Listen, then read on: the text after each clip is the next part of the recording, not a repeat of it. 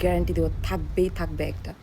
মাথার মধ্যে হঠাৎ একটা কোয়েশ্চেন আসলো, জিজ্ঞাসা না করে থাকতে পারছি না।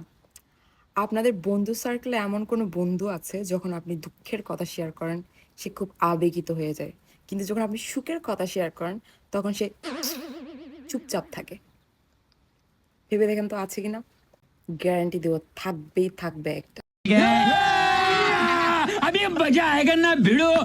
এখন কয়েকজন বলবেন তাদের সমস্যা কি, আপনার ফ্রেন্ড সে দুঃখে দুঃখিত হচ্ছে, হয়তো আপনার ভালো হয়েছে সেটা তো এক্সপ্রেশন বা ওই ধরনের প্রকাশ করতে পারছে না। এখানে সাইকোলজিক্যালি দেখলে আপনি দুইটা রিজন থাকতে পারে কেন সে দুঃখে দুঃখিত হচ্ছে। একটা হচ্ছে কি আপনার আর ওর লেভেলটা সেম, তো মনে মনে স্যাটিসফাই, আমার তো কোনো গতি হচ্ছে না, এরও কোনো গতি হচ্ছে না, চলো দুই ভাই বসে কান্দাকাটি করি। আরেকটা হইতে পারে সে আপনার থেকে অনেক উপরে পজিশন আছে, তো আপনি যেহেতু গ্রো করতে পারছেন না, সেটা কোথাও না কোথাও ওর মেন্টালি ও স্যাটিসফাই। দেখেন ভাই, একটা ভালো বন্ধু সে আপনার দুঃখে যদি দুঃখিত হয় সে আপনার সুখেও সুখী হবে।